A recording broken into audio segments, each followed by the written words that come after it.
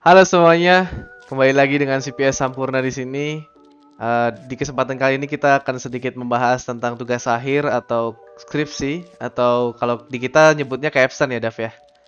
Bener banget kak. Jadi nanti kalau kita menyebutkan capstone jangan bingung karena itu artinya adalah skripsi. Oke, sebelumnya perkenalkan nama saya Malik Atafaras. Saya adalah salah satu member dari CPS Group Sampurna dan ini adalah partner saya. Nama saya Muhammad Dafrenaldi dan saya adalah member dari CPS Group Sampurna University. Oke, kemarin baru selesai sidang ya, Dav ya, selesai sidang skripsi ya. Iya, alhamdulillah kak, udah selesai. Alhamdulillah lancar. Kalau boleh tahu judulnya Alhamdulillah. apa nih, Dav? Judul, Iya. ini mau judul yang susah atau yang gampang nih kak?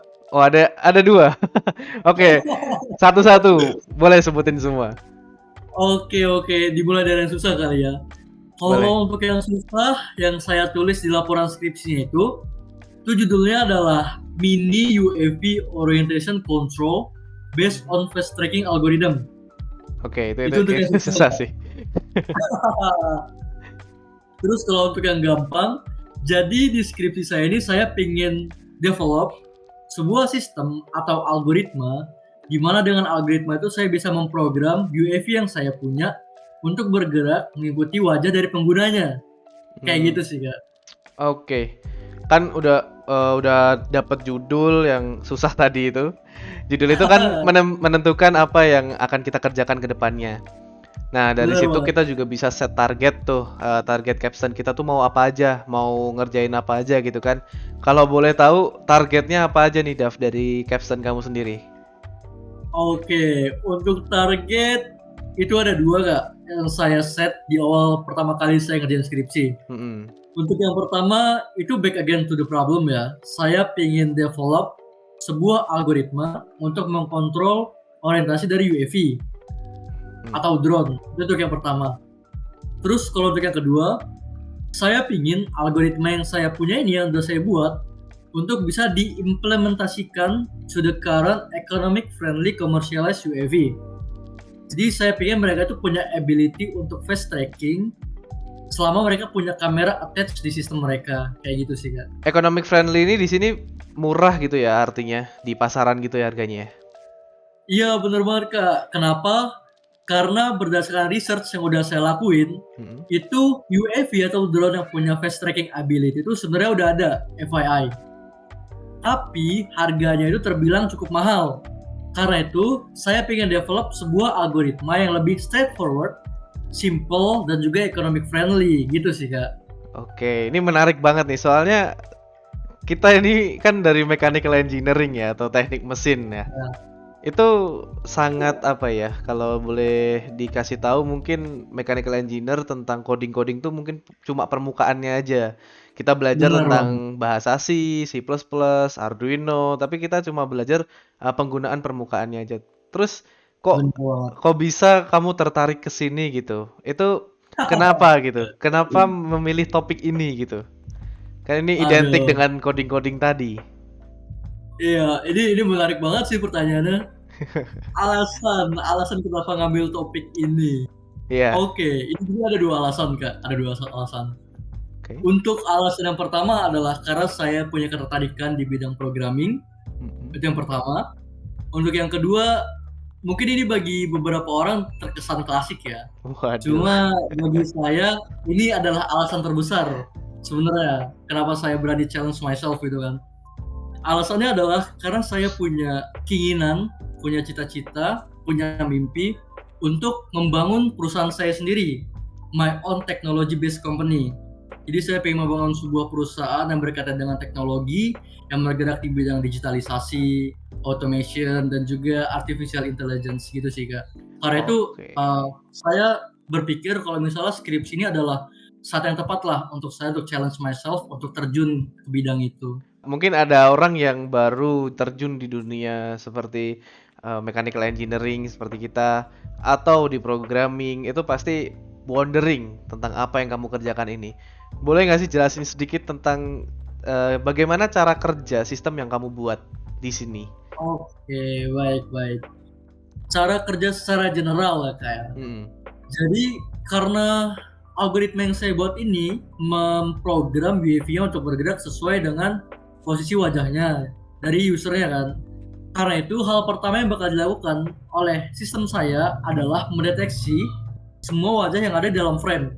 Seperti contoh, di frame ini ada 3 wajah. Jadi tangan saya ini anggap aja sebagai wajah gitu kan. Nah, UAV itu bakal mendeteksi ketiga wajah ini. Setelah semuanya terdeteksi, sistemnya bakal mengenali wajah ini satu persatu. Di mana di antara ketiga wajah ini yang belongs to the user. Nah, deskripsi saya, usernya adalah saya sendiri, wajahnya Dava gitu kan. Nah, setelah wajah Dava ini terkenali gitu kan, UAV itu bakal bergerak atau berputar mengikuti wajah dari penggunanya, dari saya. Seperti contoh, misalnya ini UAV-nya gitu kan. Nah, ini wajah saya. Ketika saya bergerak ke sini, UAV bakal berputar ke sini juga. Ketika saya bergerak ke sini, dia bakal ngikuti wajah saya. Kayak gitu sih, Kak. Sejauh Secara ini general. berarti masih di 2 dimensi, masih Bener rotation banget. aja. Iya, bener banget, Kak.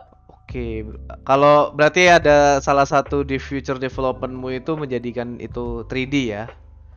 Iya, bener banget, bener Ada banget. ada ada hal lain nggak atau ada tujuan apa? Ada harapan lain nggak untuk future development dari ini selain 3D?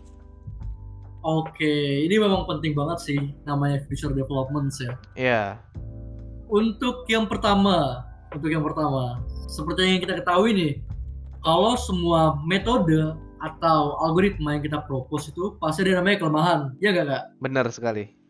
Benar. Bener banget. Karena itu, untuk dalam jangka waktu terdekat, saya pingin overcome semua limitations yang ada di algoritma yang saya punya sekarang. Mhm. Seperti contoh, ada face recognition. Nah, saya pingin meningkatkan lagi performa face recognition-nya supaya lebih akurat. Selain itu, saya juga pingin mempercepatlah performa dari frame rate, kecepatan dia menginput data. Kayak gitu, Kak. Itu untuk yang pertama. Terus kalau untuk yang kedua, itu sesuai sama yang Kakak bilang tadi sih. 3D Saya itu pengen ya. saya pengen develop algoritma saya yang tadinya cuma orientasi jadi 3 dimensional space. Mhm. Jadi dia bisa bergerak mengikuti wajah penggunanya di 3 dimensi. Seperti contoh maju mundur, ke atas ke bawah, atau ke kanan ke kiri, kayak gitu, Kak. Berarti konsep 3D ini kamu lebih berharap ke drone kamu atau UAV kamu yang kamu buat ini lebih fully autonomous gitu ya, jadi tanpa campur tangan gitu ya? Bener banget. Jadi bener-bener dia bisa bergerak tanpa campur tangan manusia. Jadi cuma modal muka aja gitu kan.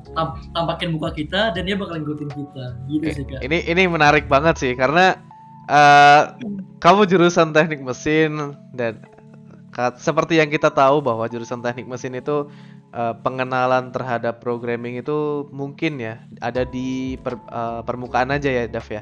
Bener banget. Pengenalan bahasa C, bahasa C++, Arduino, MATLAB, macam itu. Cuma kamu bisa explore lebih jauh tentang itu. Dan Bener banget. kenyataannya lulus, guys. ini good example dan harapannya bisa membuka wawasan ke viewer CPS bahwa mechanical engineer itu tidak hanya berkutat di sekitar mesin aja. Cuma kita bisa terjun di dunia machine learning yang seperti Dava lakukan sekarang dan banyak hal lain yang bisa kita explore. Oke, terima kasih sekali Dava atas waktunya, atas sharing-sharingnya. Semoga ini bisa menjadi wawasan buat yang nonton. Dan jangan lupa untuk di like, komen, dan share. Oke, bye-bye guys. Thank you all. See you.